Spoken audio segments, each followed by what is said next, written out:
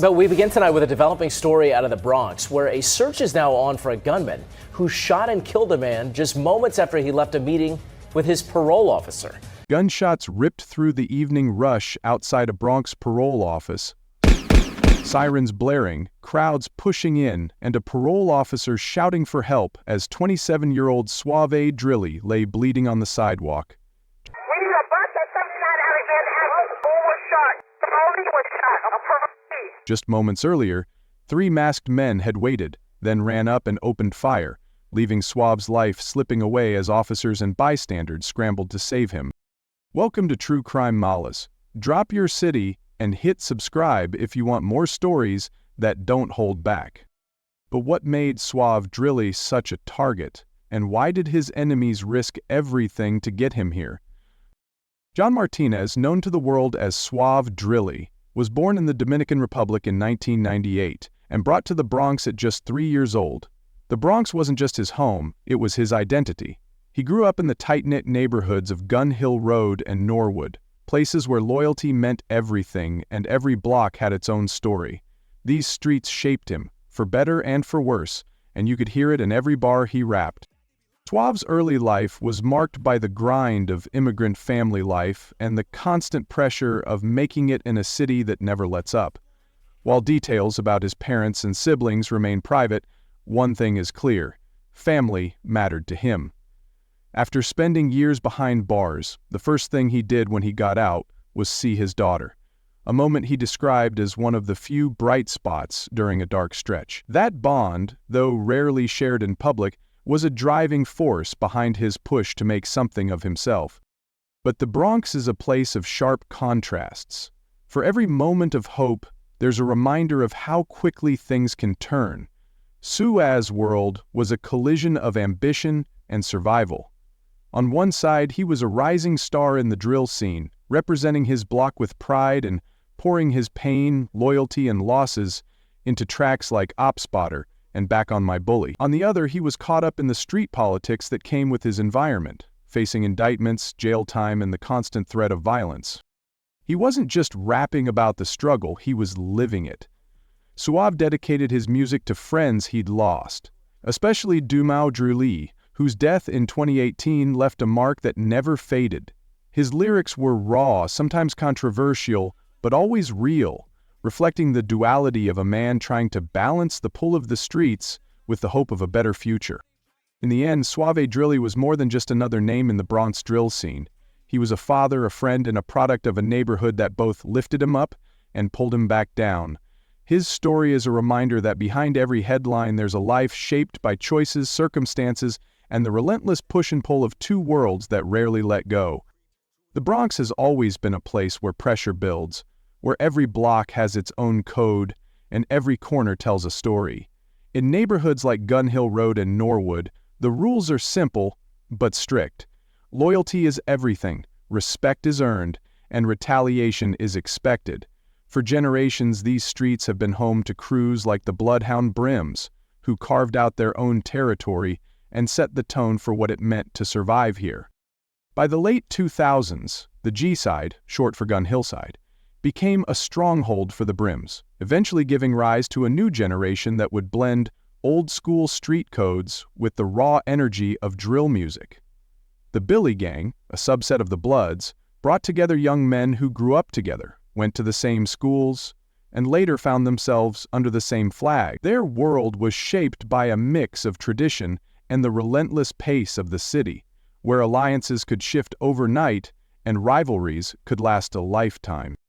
As the drill wave hit New York, the Bronx became its own battleground. Drill wasn't just music, it was a way to document the reality of life in these neighborhoods. Tracks doubled as street anthems and warnings, with artists calling out rivals, honoring lost friends, and staking their claim on the city's soundscape. For the G-side and the drillies, music and street life became inseparable. Lyrics referenced real events, and every song was a message, sometimes a tribute, sometimes a threat. The codes of the neighborhood ran deep. Loyalty meant standing by your crew, no matter the cost. Respect was currency, and disrespect could spark a chain reaction that played out both in the streets and online. Retaliation wasn't just expected, it was demanded. This environment shaped artists like Suave Drilly, who used music to process pain, pride, and the constant tension of living with one foot in the studio and the other in the trenches. If you're from the Bronx or know someone who is, let us know what the city means to you. Is it all struggle, or is there more to the story? Suave Drilly never set out to be a rapper. In the early days, he was just another kid from Gun Hill running with his crew and trying to stay one step ahead. It was Spaz Drilly, his childhood friend and the driving force behind the Drillies, who pulled him into the music scene.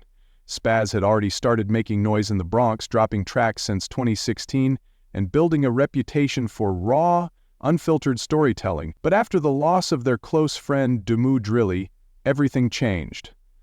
Dumu's death at a barbecue in 2018 sent shockwaves through G-Side, splitting alliances and pushing Spaz to form the Drillies, a crew that would blend street loyalty with the new drill sound.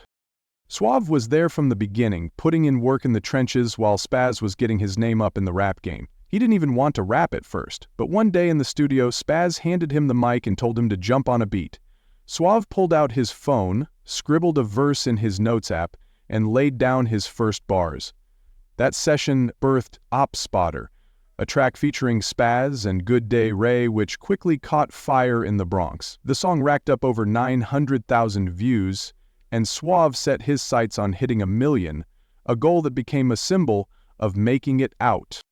But every track was more than just music. Suave's lyrics were direct shots at rivals, calling out names and referencing real street beefs.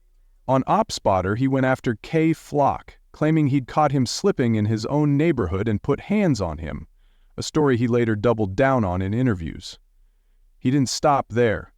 On Ollie, Suave dissed Little TJ, referencing a past altercation where he and his crew allegedly robbed and beat the now famous rapper. These weren't just stories for the booth, they were warnings, challenges, and sometimes invitations for retaliation. Dumu Drilly's death haunted every verse. Suave dedicated his grind to keeping the Drilly name alive, rapping for the friends he'd lost and the ones still fighting to survive. The pain, pride, and paranoia bled through every line, making his music both a tribute and a target. In the Bronx, every bar could put a price on your head. For Suave, stepping into the booth was never just about chasing fame. It was about survival, respect, and the constant risk that came with telling the truth. But every track was a risk, every bar could be a target on your back. Suave Drilly's rise in the Bronx drill scene was shadowed by a relentless string of legal battles. His rap sheet read like a timeline of the city's most turbulent years: a gun charge in 2018, an attempted murder arrest in early 2019, a courthouse fight that landed him back in cuffs, and a reckless endangerment case that followed soon after. Each time he posted bail, the stakes got higher, and the pressure mounted, not just from the streets, but from the law closing in. By 2022, the city had had enough. The Bronx District Attorney's Office, alongside the NYPD's Gun Violence Suppression Division, launched Operation Drilly, a sweeping investigation targeting the G-Side/Drilly gang. The result? 20 alleged members indicted on 82 counts, including conspiracy, murder, attempted murder, assault, and grand larceny. The DA's statement was blunt. These defendants allegedly engaged in 32 acts of violence, including murder and attempted murder, with the most recent being just a few weeks ago. Terrorizing residents with shootings, some in broad daylight, killing 2 people and injuring innocent bystanders. The indictment painted a picture of a crew that blurred the line between music and mayhem, with 32 violent acts attributed to the group and 18 guns seized during the investigation. What set this case apart was how prosecutors used drill lyrics and music videos as evidence. Songs posted on YouTube, where Suave and others rapped about real-life incidents, were cited as proof of affiliation and motive. The debate exploded. Were these tracks confessions, or just art reflecting a harsh reality? For Suave, every bar became a double-edged sword, fuel for his reputation but also ammunition for the prosecution.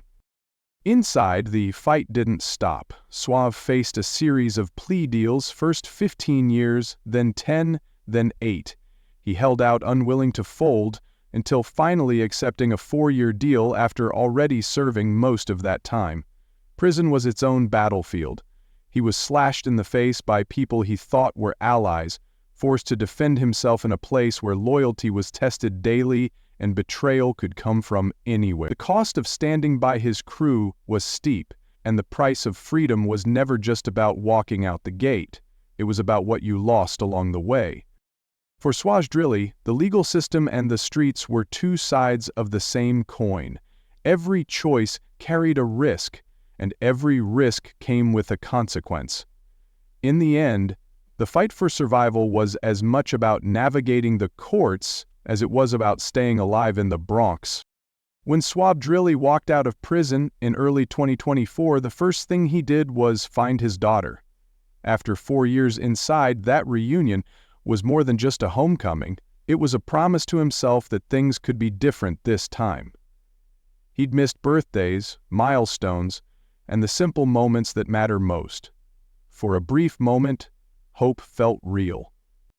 But the Bronx he returned to wasn't the same.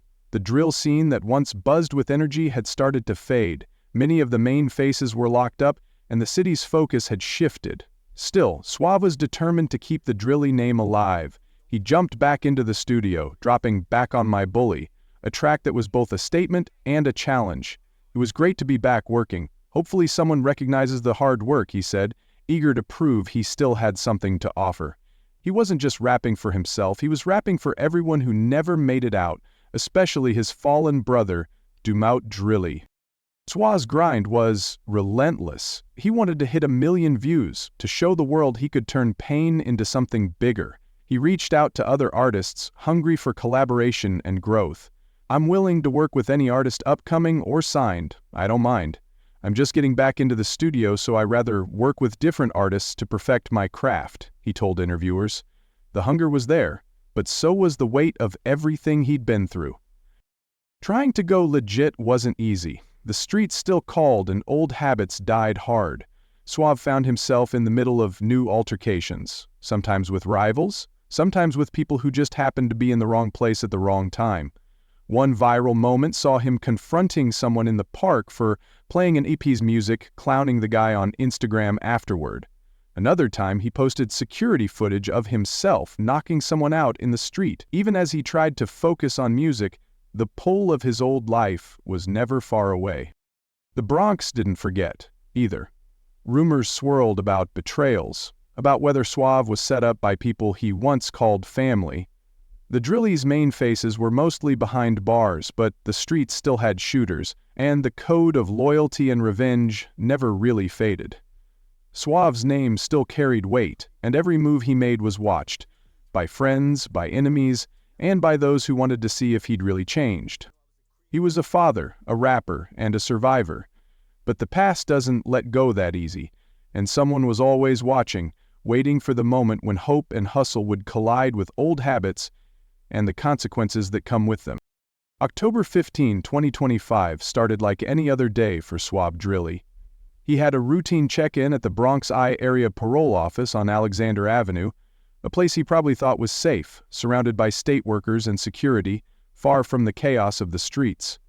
For someone who'd spent years watching his back, the parole office was supposed to be neutral ground. But that afternoon, the air was thick with tension. Just before 6 p.m., a woman on the street noticed 3 men in ski masks moving with purpose toward the building.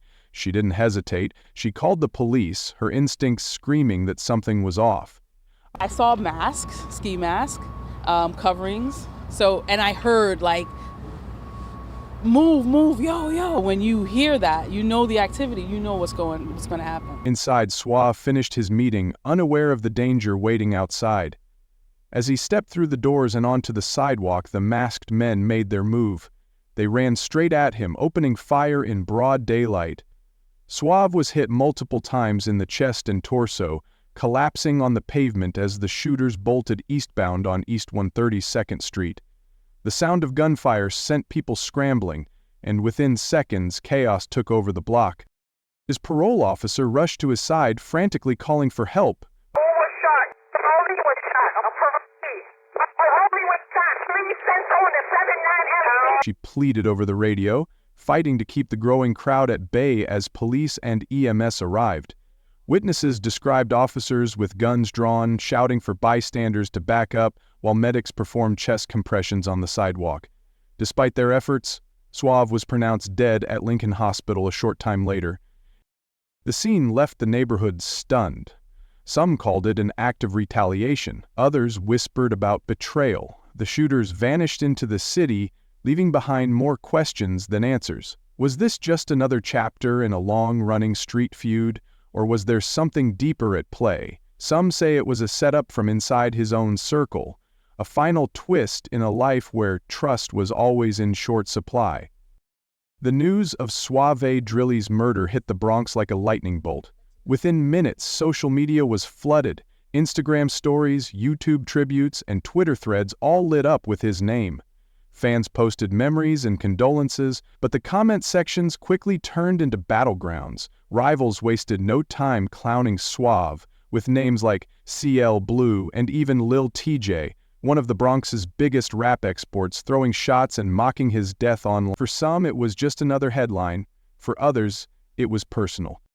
The Drillies, already reeling from a wave of indictments and RICO charges, were left gutted.